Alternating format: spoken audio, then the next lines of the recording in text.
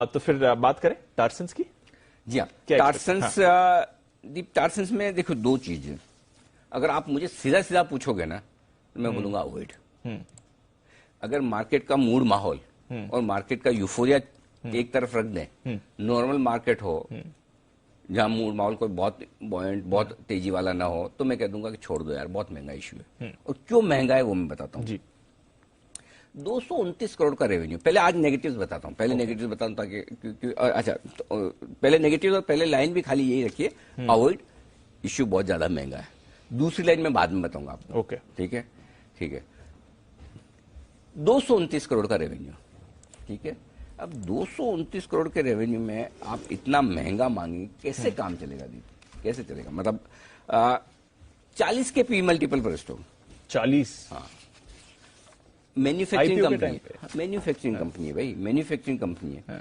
साढ़े मतलब 229 करोड़ की आप सेल्स करते हो और 3,500 करोड़ का मार्केट कैप मांग रहे हो। और करते क्या है, ये आप हॉस्पिटल में जाते हैं ना, तो ये टेस्ट ट्यूब, बीकन्स, सिरिंजेस नहीं होंगी शायद, इससे मिलते जुलते, मतलब जो भी हॉस्पिटल में काम आते हैं ना, जो प्लास्टिक के बनते हैं, वो बनाने का काम करती है। तो ये बिजनेस है। तो आपका रॉ मटेरियल प्लास्टिक से रिलेटेड जो भी वो होता है, वो ग्रेन्यूल्स वगैरह वो होते हैं, आप बनाते हो और बेचते हो। 40 का पी मल्टीपल है, प्राइस टू बुक वैल्यू 12 है, और मार्केट कैप टू सेल्स 14 का मल्टीपल। भाई हमसे नहीं होगा। मतलब पैसा बन जाए अलग बात है, लेकिन मुझसे नहीं होगा जी। ठीक है, लेकिन अब मैं कोई मार्केट के अगेंस्ट जाऊं वो तो ऐसा है नहीं। तो जो नेगेटिव है मैं पहले बता दूं कि छोटी साइज का इश्यू है, 229 करोड़ का, बहुत ही छोटा है, और वैल्यूएशंस बहुत ही महंगे, इसलिए मैंने राय दी अवॉइड, बहुत महंगा है। इतनी छोटी, जितनी कंपनी छोटी होगी उसको उतना सस्ता देना पड़ेगा। एक बात अच्छे से समझ लो, बड़ी कंपनी एक बार फिर भी वैल्यूएशन कमांड कर सकती है, क्योंकि वहां पर विजिबिलिटी है, साइज है, और अब ये कंपनी कितनी बड़ी हो सकती है पता नहीं, लेकिन कुछ अच्छा भी है। और उस अच्छे के दम पर अब दूसरी ओपिनियन जो है, जो हाई रिस्क लेने वाले इन्वेस्टर्स है वो लॉन्ग टर्म के लिए लगा सकते हैं। लॉन्ग टर्म के लिए आप लगा सकते हैं। और लॉन्ग टर्म का मतलब ये, जब भी मैं कहता हूं हाई रिस्क वाले इन्वेस्टर्स जो लॉन्ग टर्म के लिए लगा सकते हैं, तो आप ये मान के चले कि बाजार का मूड माहौल खराब हो गया तो इशू नीचे भी लिस्ट हो सकता है। Yes sir.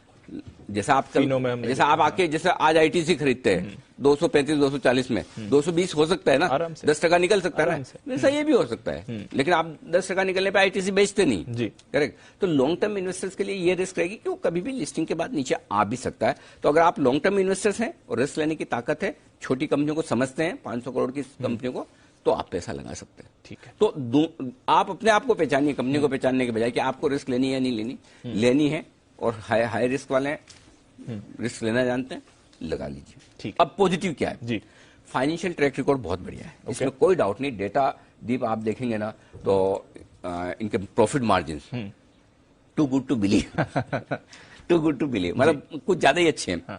आरओसी मतलब return on capital, return on equity, और रिटर्न आरओई और आरओसी प्लस ऑपरेटिंग मार्जिन बहुत बढ़िया है अनडाउटेडली।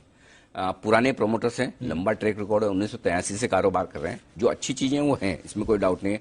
कैश फ्लो बहुत बढ़िया है, रेगुलर कैश फ्लो है। जो एक्सपांशन किया उसमें ज्यादातर अपने कैश फ्लो से किया, इंटरनल अक्रूल से किया, वो भी अच्छा है। 225 करोड़ का इशू है जो कंपनी में जाएगा, बाकी 925 करोड़ तो ऑफर फॉर सेल है। 225 करोड़ ही जा रहा है कंपनी में, 150 करोड़ ही, उस 150 करोड़ से डेट फ्री भी हो जाएगी कंपनी। तो कुछ चीजें अच्छी भी है, इसमें कोई डाउट नहीं। और ये अच्छी और बुरी चीजों को देखकर अगर आप एकदम शॉर्ट टर्म इन्वेस्टर्स हैं तो अवॉइड करें, महंगा है। और अगर आप लॉन्ग टर्म इन्वेस्टर रिस्क ले सकते हैं तो लॉन्ग टर्म के लिए, क्लियर है? क्लियर है सर। चलिए, तो आज का पूरा आईपीओ मार्केट एक्शन, तीनों लिस्टिंग्स की स्ट्रैटेजी प्लस आज जो आईपीओ खुल रही है उसके लिए आपकी सलाह।